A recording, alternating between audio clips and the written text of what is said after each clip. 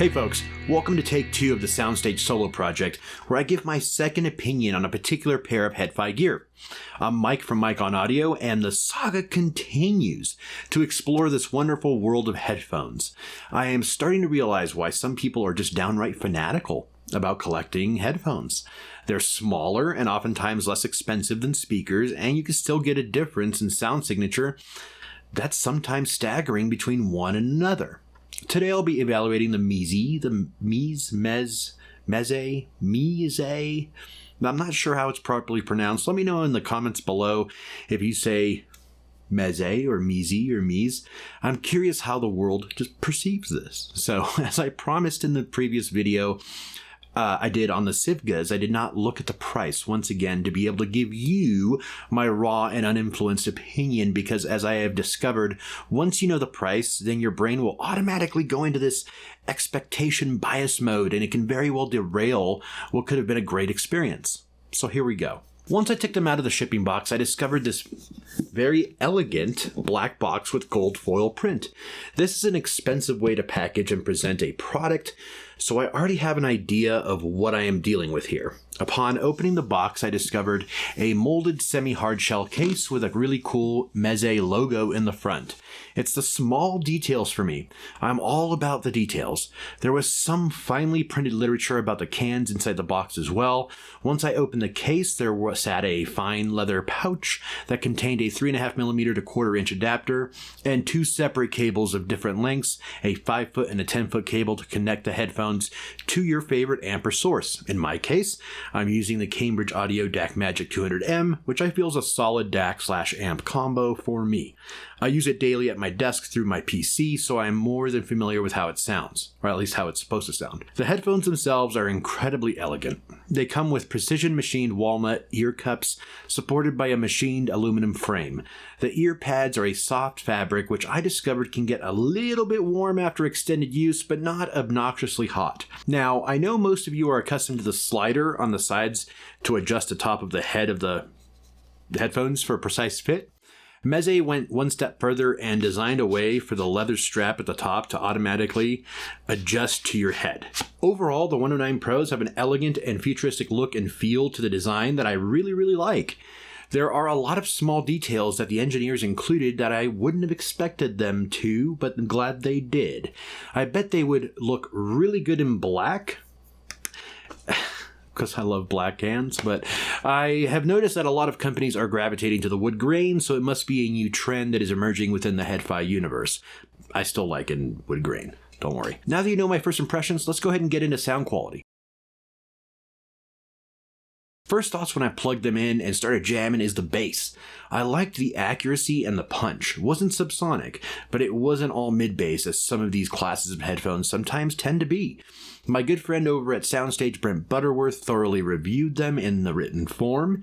I love how he curates different types of songs and explains how he felt those songs demonstrated the different sonic signatures of the headphones. I listen to so much music when I evaluate a product, it's sometimes difficult to just select one track as reference, but here goes. I started with Everything I Wanted by Billie Eilish, which has a good combination of deep bass and gentle vocals. They were able to play low enough to let me know that the bass is there without overpowering the song with the amount of bass I know it's capable of. I think this song could easily flex a subwoofer into the 20 Hz range without a problem. However, these headphones were able to interpret the bass with accuracy and punch. I wanted to test the general clarity, so I played What a Wonderful World by a group called Friend and Fellow, which was recommended by a good buddy of mine named Mike. It's a mellow version of the original song with some nice vocals and an acoustic guitar playing. The clarity was spot on. I was able to hear the musician actually play the guitar. What I mean by that is down to the sound the guitar makes, when you go like that, you run your hand down the guitar. I don't know what it's called. I'm sure Brent knows what it's called, and he'll reach out to me later and let me know, since he's an amazing musician. But the vocals and guitar combination on this song came in absolutely beautifully. The clarity is incredible. Finally, I wanted to see a full ensemble of sound to see how it performs when you throw a little bit of everything at it. I chose Panic at the Disco's House of Memories. Dynamic. The treble was slightly brighter than I had anticipated for this particular track. However, I felt like these headphones' strongest quality is the mid-range. It's definitely noteworthy because, in my opinion, the mid-range is the hardest sound frequency to win me over. I'm always super overcritical of the mid-range in every product I review. Because if it's too forward, then you'll fatigue quickly. If it's too muffled, then you lose some detail in vocals and instruments. However, Meze voiced these beautifully in the mids, and I thoroughly enjoyed how these headphones played through and through.